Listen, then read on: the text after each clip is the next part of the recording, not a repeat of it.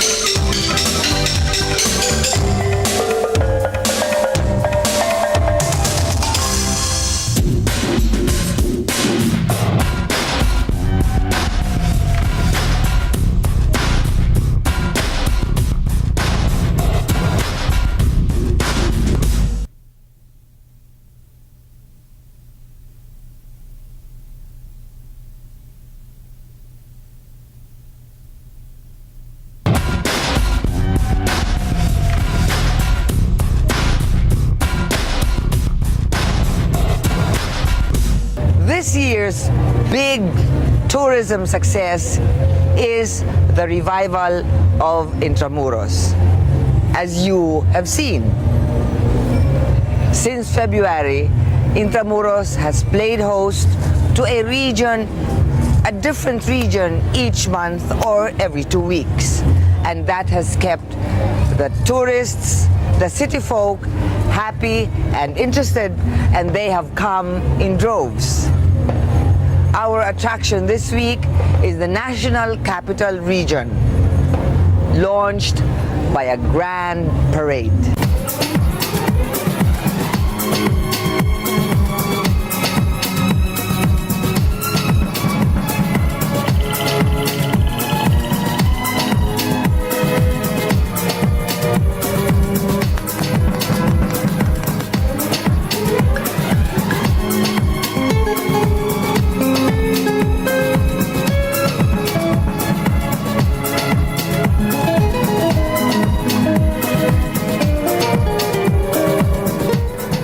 Magandang hapon po sa inyong lahat.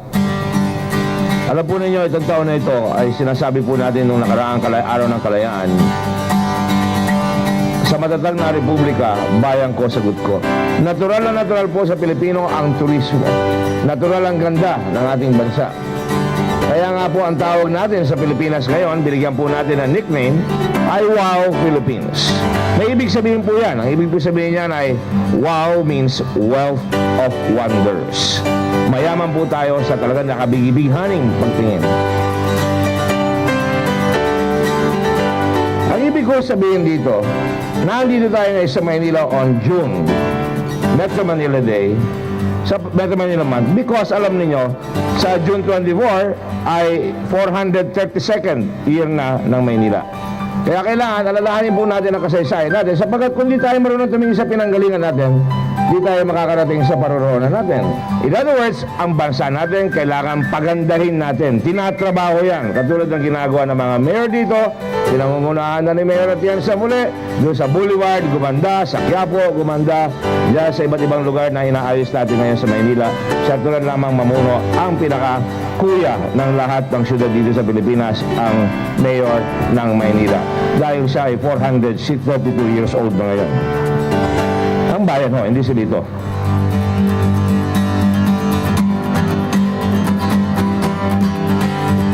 pag sinabi natin bayan ko, sagot ko. Para sa isang matatag na republika, hindi po republika ang pinag-uusapan, tao po. Para matatag ang tao, kailangan sagot natin ang ating bayan. Eh siyempre ho, kung tayong lahat ay may isa puso, makakalimutan natin yung pangsarili nating hinahangad palagi. Ang iisipin natin yung pangkalahatan. Ang mayor po ng Metro Manila, ng lahat ng mayor, lahat na nagsisilbi sa bayan, ang iniisip nila, dapat pangkalahatan. So ngayong araw na ito, buwanan ng Metro Manila, ipakita natin ang galing natin, respetuhin natin ang ating bayan, palakpakan natin lahat ang mga namumuno ng Metro Manila. At ngayon, umpisahan na po natin ang ating programa para sa ganon, talagang tuloy-tuloy na ang Wow Manila, Philippines. So hanggang dito na po lamang, ang hiling ko sa inyo sa araw na ito, sigaw nyo, bayan ko! Hindi ko marinig, bayan ko! Yan, patanda o bata, bayan ko, sagot ko. If we are accountable for our country, then we will have indeed a beautiful country and nobody can touch us because indeed you are the greatest people in the world. Thank you very much. Magandang gabi po sa inyong lahat.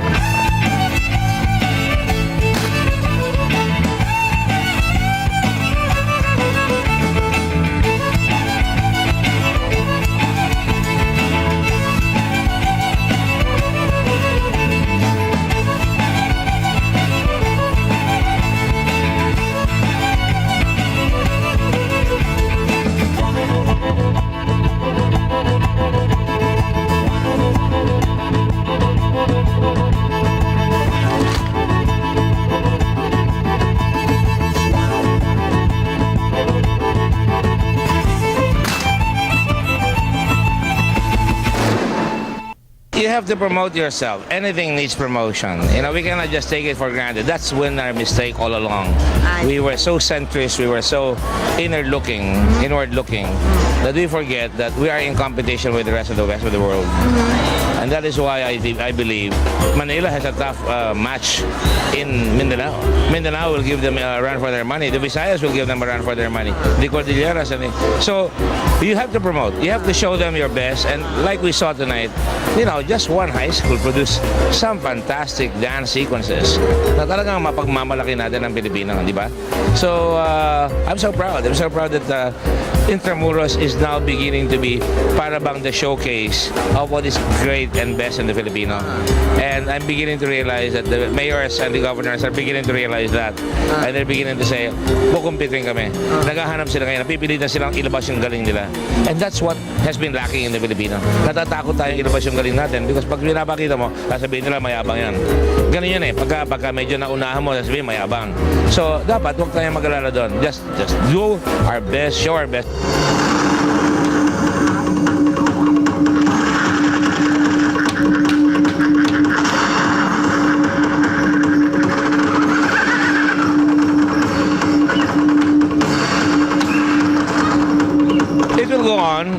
It will go on beyond me, I hope. That's my dream. And I believe it's the dream of everyone here who comes here to Intramuros. I could see pride. I could see people in wheelchairs. We provide wheelchairs here, you know. Kaya doon sa matatanda na hindi makalakad, nakakasakay sila sa wheelchair. And they feel they're important. To me, pag tinitignan ko yung mga mukha nila, I feel gratified na they appreciate what they see.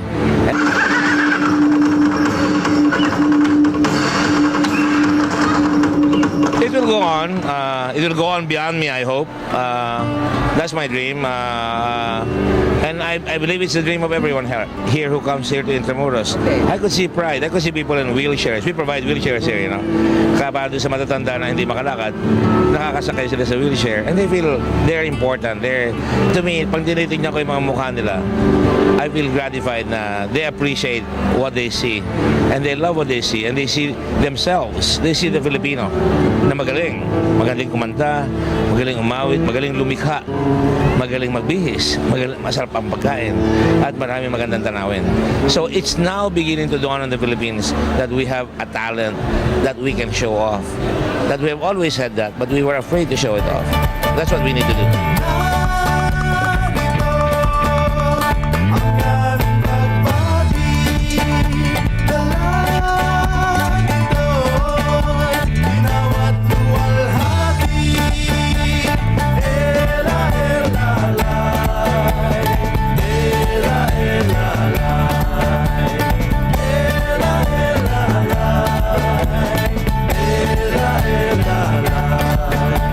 that people will realize that it's not about a person like me who's running it, but it's about the institution. And I think all the mayors and the governors now realize that there is now a venue upon which they can show off the best of the regions. So it's really going to be places where you can go and parang hubs. This is a hub of what's best about the Filipino. So there are those who come here. It seems tragic that there are people who refuse to see what they want, only see what they want to see. And but I'm not worried about them.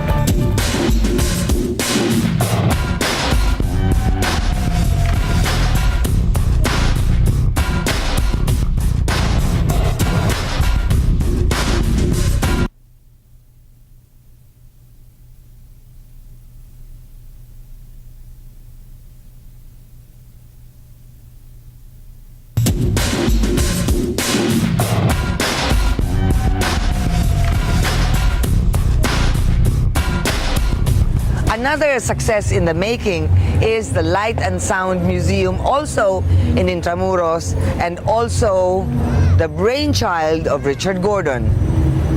It is our story, the story of Filipinos and how the walls were built in their mind and how the walls of their minds were broken. And that should be another tourist attraction.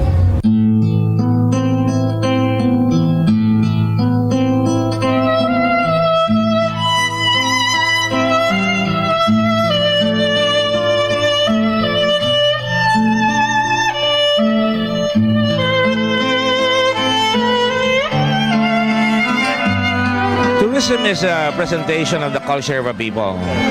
We have to show the good and the bad aspects of our culture. Different islands and tribes with their own rich culture of arts and traditions under a single god or Bathala, accessible by everyone. A god that represented their ancient history and culture. A god that grew with their spirit through the centuries. The colonial intervention here has caused some bad things in our country. It's never too late to pick back what was before that and improve on it and be eclectic at the same time. So that's what we try to do here. To some of us, the cross was a stake driven through the heart of our collective dignity.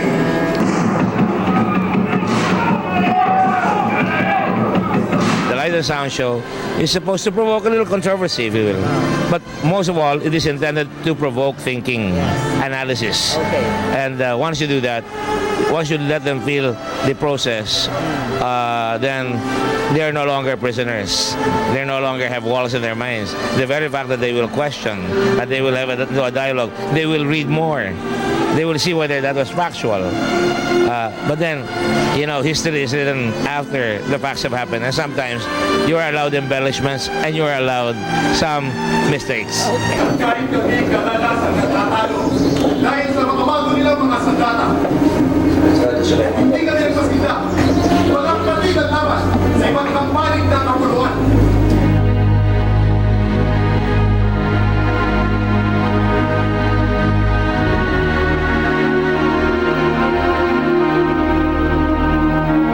The Light and Sound Museum is our way of explaining what we have become because of the colonial period and because of some false behavior by the Catholic Church in the process of colonization.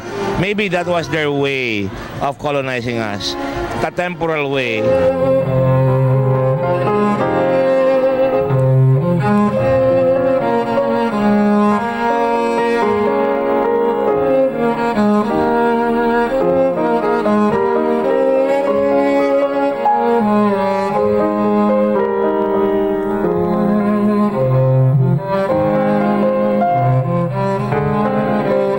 What is important now in the Light and Sound Show is that they learn to realize that when you come into the Light and Sound Show, you're seeing history. It's something I feel must be told. It's something I feel that when you go out, you win. Because the theme is break the walls in your mind. Open your hearts and your eyes and your mind to the horizon. Be a horizon chaser. Don't feel sorry for yourself. Don't lose hope. Have self-worth. have a sense of country, and never give up. We have to know our past. We have to know that there were great things in our past. We have to know that because in order to be confident about our present, we have to know that. And the reason why we cannot say anything is because we never knew our past. It was what was imposed upon us without us accepting it, without us thinking whether that was a fact, all the story. That was not the entire story. And this is what we try to do. Tell the whole story so that when you go anywhere else and you meet a foreigner or somebody or your children, you can tell something. And when you're able to say something and people listen, you become important. And that's what it's all about.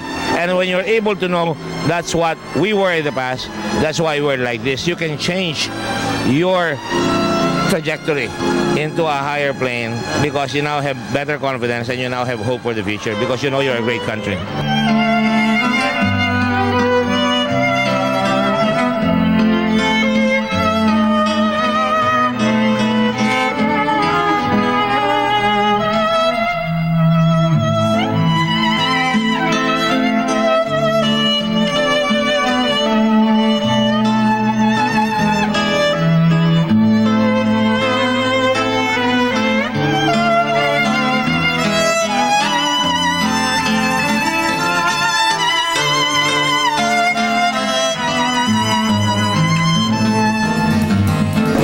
Here is one must respect his culture. One must be able to tell his past so we can be confident of the present. If you bring your child here, you'll be able to explain to him why huwag kang masyadong mapag-imbot. Kailangan you have to be productive. You cannot say mahirap yan because Rizal never said mahirap yan. He always said kakayahin ko yan. You'll always have the ambition, the drive to make this country. If you get that point, then we've won. I still feel we're far from it. We're gonna make it. All right? Thank you very much.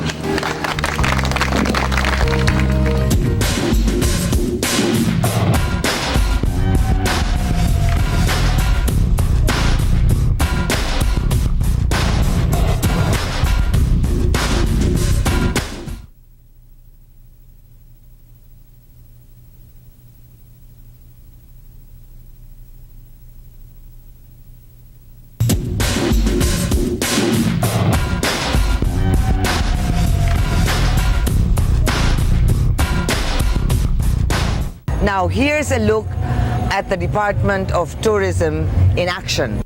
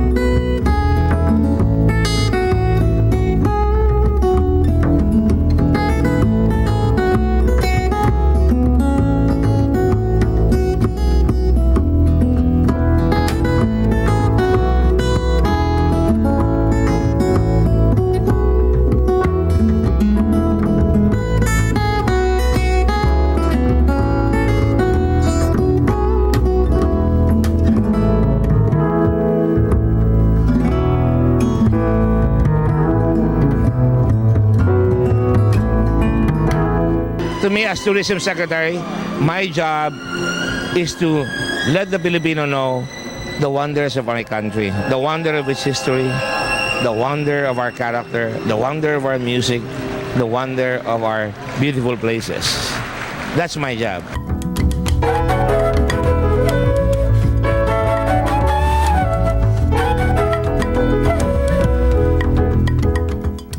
When I go out, then there is now commitment on the part of the product here by the people who protect the product to protect and be proud of that product so that when the tourist goes in there, he finds that there are stories to tell. Like the World Tourism Organization last night. They say it's world class. When they saw the Light and Sound show, they said it's going to change the mindset of your country. And it's great. It's great.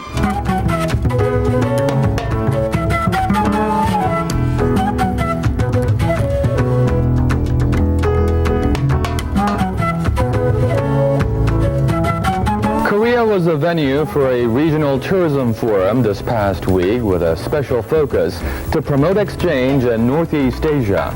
With the lingering threat of SARS, the health risk issue was of keen interest among participants. This week, we met with the Tourism Secretary of the Philippines, Richard J. Gordon, to hear about his views on the regional tourism sector. We are all aware of the fact that we have been interdicted by twin disasters of terrorism as well as SARS. But we are all aware of the fact that we belong to an industry that is the biggest in the whole world.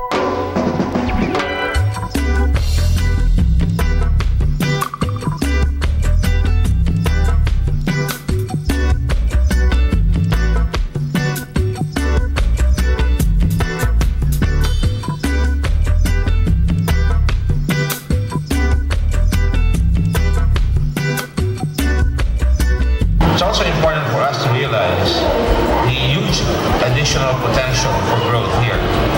Our region, Asia and the Pacific, has been at the forefront of continuous growth trends in the world.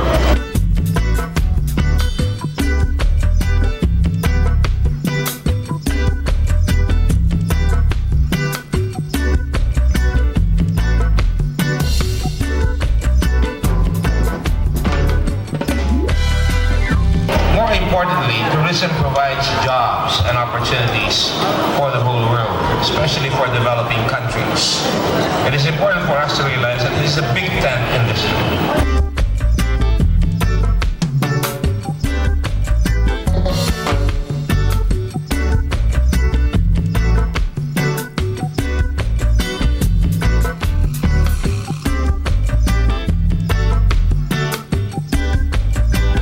Well, Hong Kong is coming back. Taiwan is coming back. These are our natural markets. They're short haul.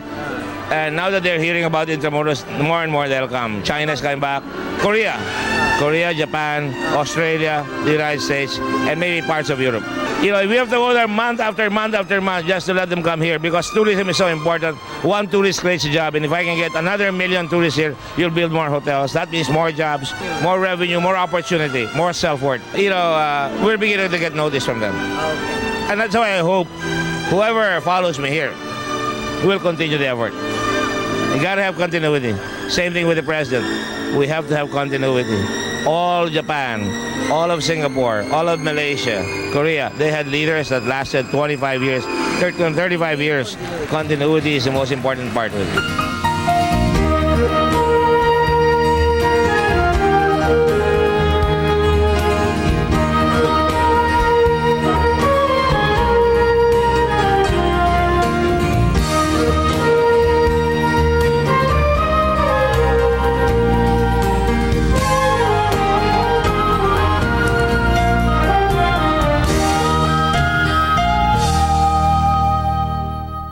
And that's our show for tonight. You've seen the work part and the fun part. You've seen the whole industry in action. I'm Susan Calo Medina. Huwag maging dayuhan sa sariling bayan.